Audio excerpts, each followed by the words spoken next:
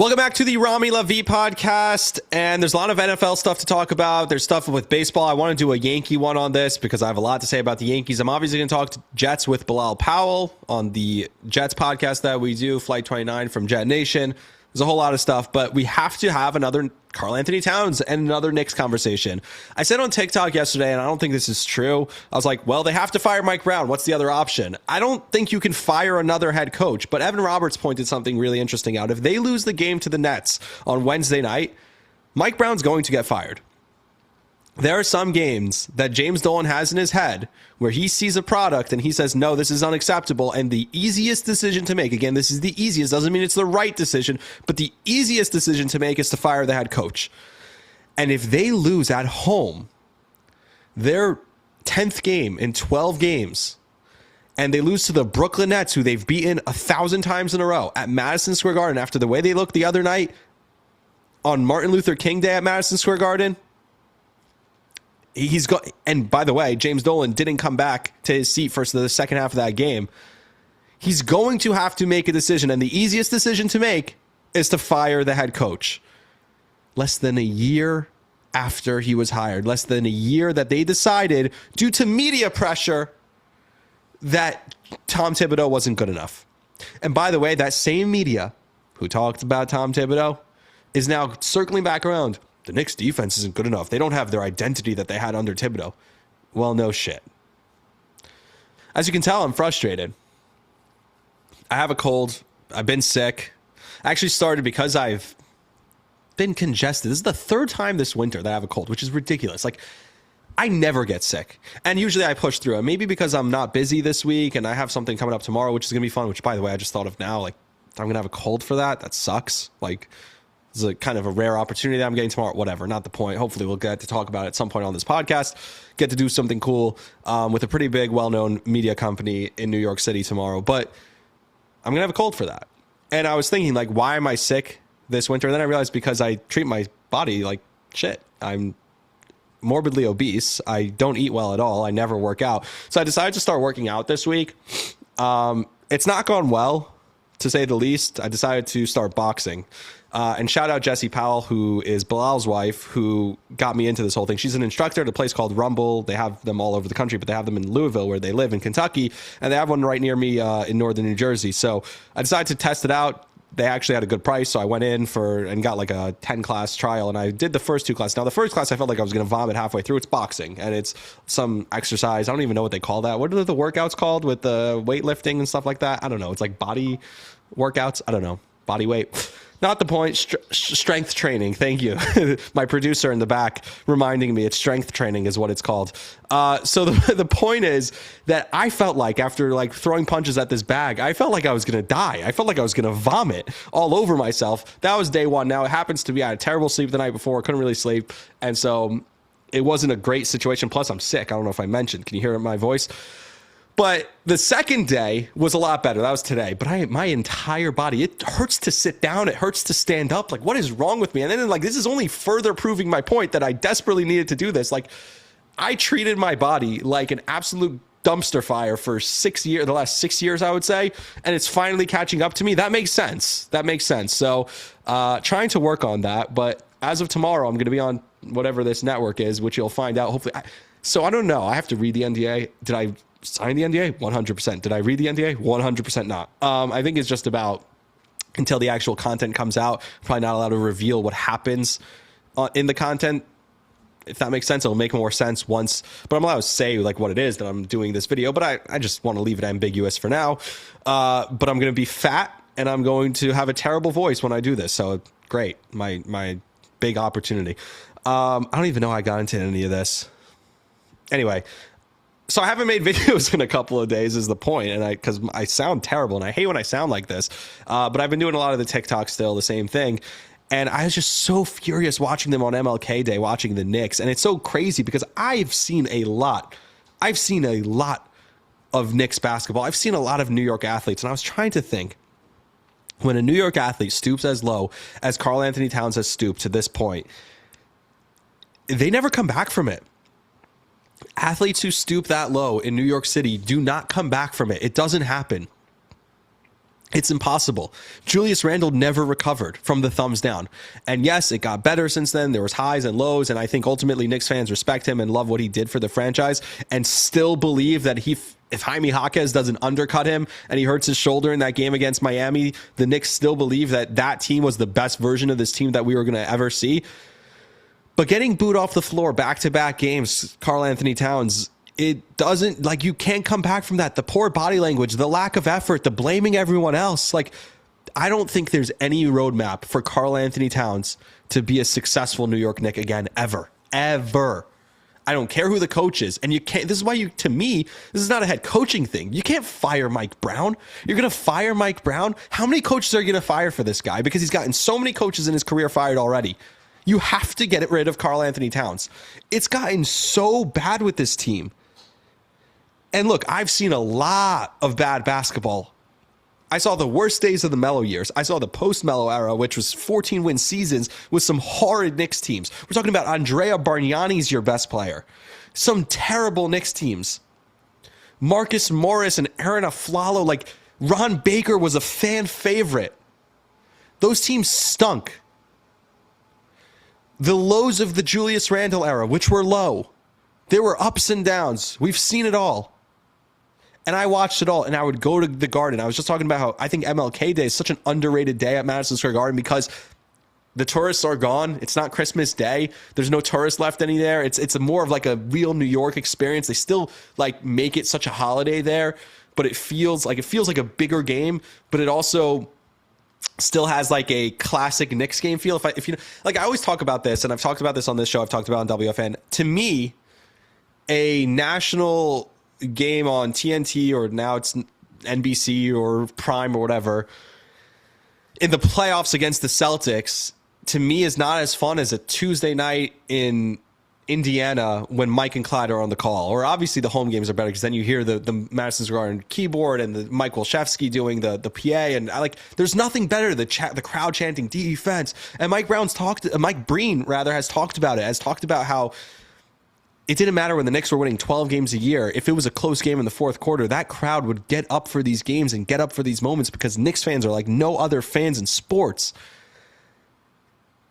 And Karl-Anthony Towns is ruining that. I never once turned a Knick game off, especially when Mike and Clyde are on the call. Even if they're getting blown out by 30 points, I want to hear them talk about it. Talk about the league, talk about the sport, talk to each other, just have jokes. The two greatest broadcasters, they feel like my grandfather and uncle just watching a game together. Like, they are the best. And I have turned off each of the last two Knicks games. I cannot watch Karl-Anthony Towns play basketball. I just can't watch it.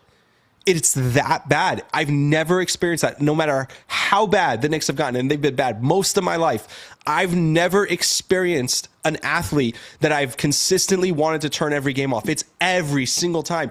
Doesn't give effort. Complains to the refs. The body language is awful. Him lying on the ground like we talked about that game against the Clippers. It's just terrible. Him trying to kick a guy in the nuts because he's mad at him. Like the fake toughness, the stuff with Draymond Green. And then Draymond Green goes on his podcast and just calls him a wuss to the entire world. Like that's what we're doing now. It's just, I cannot fathom how bad it's gotten. And this athlete, this is the worst athlete I've seen. He does not care. He's been complaining about his fit and his role since day one in this offense, with the new offense that, by the way, the only reason, and I believe this, the only reason there's a new head coach is to appease you, because you don't want to play defense. You don't want to give effort. You want everything to be designed around you. And it's dragging the team down. I've never seen guys like Mikal Bridges and OG Anunoby and Josh Hart give less effort. I've never seen guys look so despondent and just annoyed. They hate him. Karl-Anthony Towns needs to be off this team. I believe it. I believe he's a cancer in that room. He's a cancer to the team. He's a cancer to the organization. And I knew it when they traded for him, and I let myself believe that the talent would overcome. And we saw it last year that at times his talent is transcendent and overcame. If you want, I did a whole podcast about that. You go listen to that one. Go watch that one, however you're consuming this. This guy cannot be, he cannot be on this team anymore. It is insane that it's gotten this bad. I can't believe it's gotten this bad. And it's as bad as I've ever seen it for the Knicks. And you can't just go fire another coach.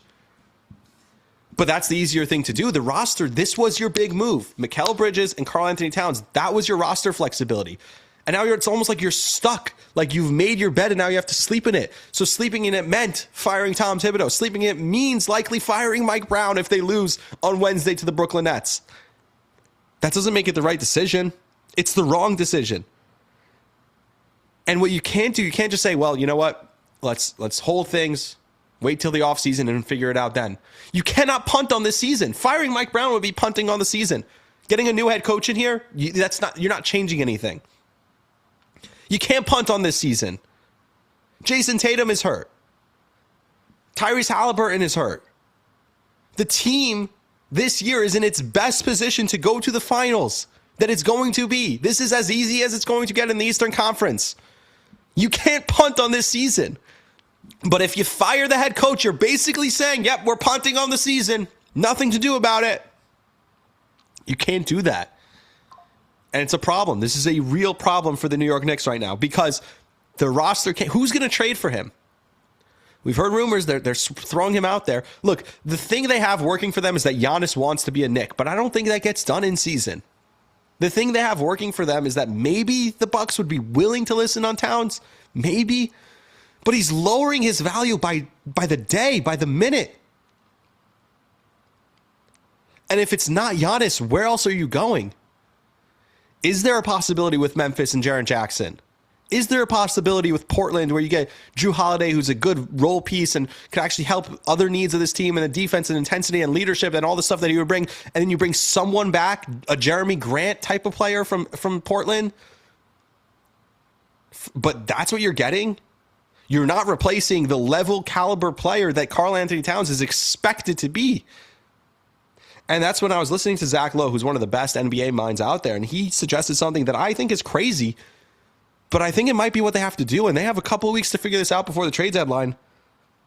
Could they just trade Karl-Anthony Towns as a salary dump? Could he be a guy that you just throw somewhere and get something back that's clearly not of equal or better value? Clearly you're going to lose the trade. You're not getting the Giannis trade. You're not getting a package that will then be able to be flipped in the summer for the Giannis trade. In fact, you're not even going to get anything that's going to help you this season. And it's not punting on the season, though, but it's addition by subtraction. That's how bad it is with Karl-Anthony Towns. That just dumping his salary, getting rid of that Montross of the money, and moving on from him, and fixing the vibes, and fixing what Mike Brown wants to do, and getting the defense back in order, and trying to be better, and knowing that, yes, our ceiling will be lowered without him, but we won't have that toxic energy, that cancer in the room hanging over us anymore. It might be addition by subtraction. Now, he didn't say all that. He said the salary dump part, that it gets so bad that they could do the salary. But I think it would be addition by subtraction. That's how bad Karl-Anthony Towns has been. And I believe it can happen. But you cannot lose. And they're not going to trade him tomorrow. But if you lose to Brooklyn on Wednesday, it's not even going to get to that point. He's going to be fired. Mike Brown's going to be fired. And then what? Then you blow up the roster in the summer. Part of me thinks, like, just let this work out. Just find a way to make this work for the rest of the season. Give it a second real shot with Towns. We saw what they did just a month ago and how good they looked. But that's rumors now, too, that I think it was, forgetting his name, not Ian Begley, but the other one who covers Frank Isola, I think it was. Might have been Ian Begley, but I think it was Frank Isola who was talking about how since the rumors started swirling about Karl-Anthony Towns being involved in a Giannis trade, he's the type of guy who completely checked out from that point on and has given up, which makes sense. You see his personality. He's the worst. And by the way, I've never hated an athlete. I will never root. That's not true. If he turns it around, I will be rooting for him. As long as he's on the Knicks, I will be rooting for Karl-Anthony Towns to turn it around.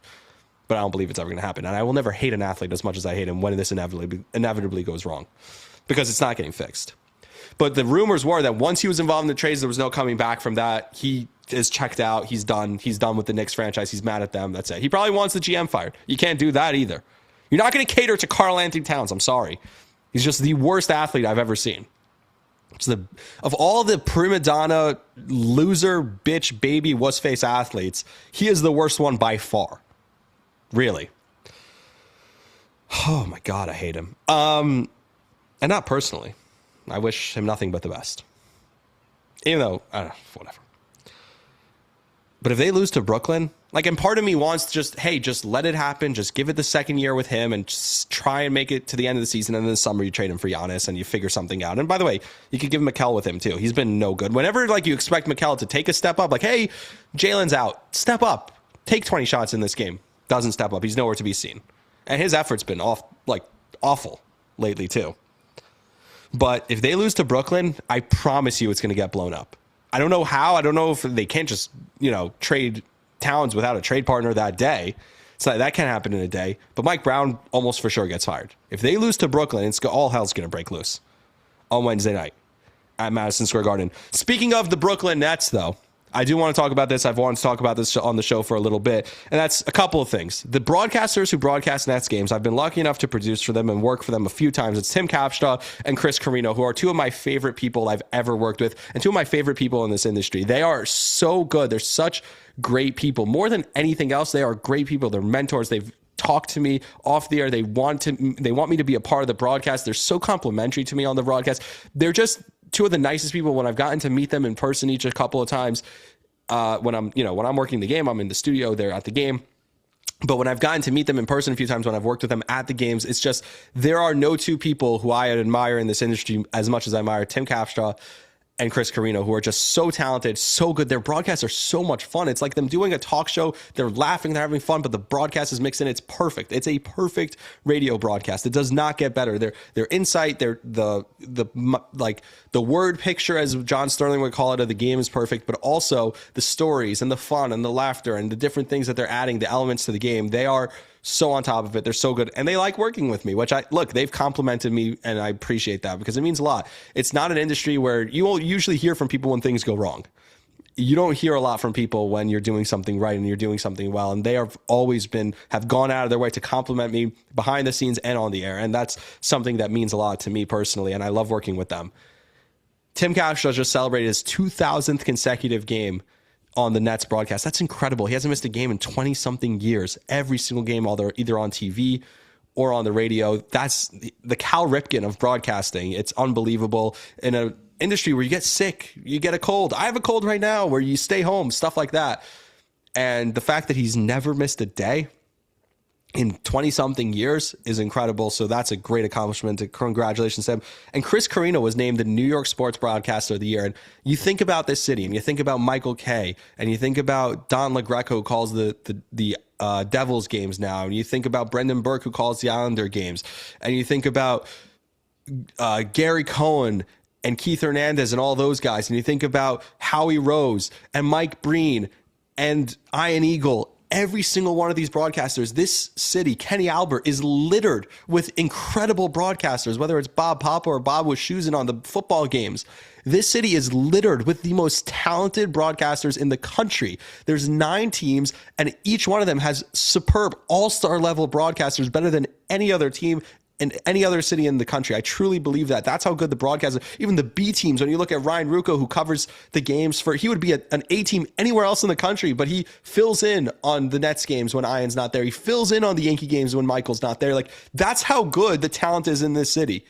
And Chris Carino, above all of them, and deservedly so, was named the New York Sports Broadcaster of the Year for 2025. It's an incredible accomplishment and truly speaks to what an incredible broadcaster he is. And I get the opportunity to listen to him and work with him. I'm incredibly lucky. He's incredibly talented. Both of them, him and Chris and Capper, I love those guys. So congratulations to them. That's all for the episode today. Like I said, a lot of football stuff. I had a whole TikTok about Mike McDaniel. Probably would have done better on here as a long-form conversation. Probably won't do good on TikTok, but you go check that out. My opinion on Mike McDaniel, who just became the offensive coordinator tonight for the Los Angeles Chargers. But as you hear, I'm losing my voice. I've already stopped it, choke a couple of times. So until then, subscribe, share the podcast. We'll talk about Mike McDaniel, talk about some of the other, because there is such an interesting dynamic between Robert Saleh and Mike McDaniel, and I'm talking about it. Here I am. Where Robert Saleh, to me, is a moron for going and running to the first head coach opportunity that came up. It's going to be a tough fix in Tennessee. It's not going to be an easy job, where Mike McDaniel was like, hey, I'm going to go be an OC again. And I'm going to the highest risk but highest reward job, where if I fail here, if Justin Herbert loses in the first round of the playoffs again, yes, it's going to be put on me because the failures of Justin Herbert are finally going to get exposed, and finally people are going to talk about how overrated he is, because that's like a boiling pot, and it's going to boil over if Herbert has another bad outing in the playoffs. But if I get him, if I unlock him, so to speak, and he becomes this incredible quarterback that everyone's talked about, that they think he can be, even though he's incredibly overrated, all of a sudden I'm the top candidate for the next head coaching job, whenever that is. So I think it's a great decision it's a risky decision by Mike McDaniel, but it's a great decision. Whereas Saleh is like, yeah, I just ran to the first opening because I want to be a head coach again. No, if you waited a little bit, maybe you could have gotten a better job, rebuild your name a little bit. But no, he's using the positive PR known as Jeff Ulbrich and Aaron Glenn, because they were so horrid with the Jets. It made Saleh look better, even though I don't think he's a great head coach. Those two guys who came after him were so bad that they made Saleh look better. So he went and got the first head coaching job he could get in Tennessee. Whereas Mike McDaniel definitely could have gotten, like, I don't know, the Cleveland Browns head coaching job. He's like, no, screw that. Why would I deal with that mess and kill my career if I fail there? Like Robert Saleh, if he fails in Tennessee, that's it. He's never getting a head coaching job again. He'll go back to the Niners and be the defensive coordinator under Kyle Shanahan forever. But what happens with McDaniel is he's not going to Cleveland. He's going to go be an OC. And I would have picked Philadelphia personally. I would have picked Detroit, but Detroit got filled pretty quickly. I would have picked Philadelphia, like, hey, I have Jalen Hurts, I have AJ Brown, I have Devontae Smith, I have Dallas Goedert, I have Saquon Barkley. This was a team that just won a Super Bowl. I have a Super Bowl MVP, a guy who could have been a 2-time Super Bowl MVP in Jalen Hurts, whatever you think of him. And guess what? I could go be incredible, make that offense incredible again, and all of a sudden, I'm the hottest candidate to become the next head coach. Instead, he's going to the highest risk, highest reward. But when you're a competitor like Mike McDaniel is, you do that. You go for the biggest, boom or bust. You want to no risk it, no biscuit, right? You want to take the biggest swing so that people can see who you truly are. I love that he did that. And the next time, when maybe it's next year, maybe Kyle Shanahan's job is open, his former mentor, maybe it's Matt LaFleur's job is open next year, depending on how those seasons go for Green Bay and San Francisco. So again, I think it's a great opportunity for Mike McDaniel. I'm nervous for Robert Saleh, but that's his decision. I get it. There's one of 32. You're probably going to take a head coaching job. I just wanted to make that decision. All right, so that's my piece. Can you imagine why that didn't do well on TikTok? I can't think of it. I don't know. Anyway, until next time, for more riveting content about the NFL, obviously all the playoff stuff going on, I want to do a long-form Yankee piece because Yankee fans are still stuck in this delusion that this team is actually good. Dude. We're going to have a 2021/2023 type Yankee season on our hands. Be prepared. That's all I'll say. That's the tease for that. We'll talk about it another time. Until then, like, subscribe, share the podcast. Appreciate everyone for listening. My name is Rami Lavi. See ya.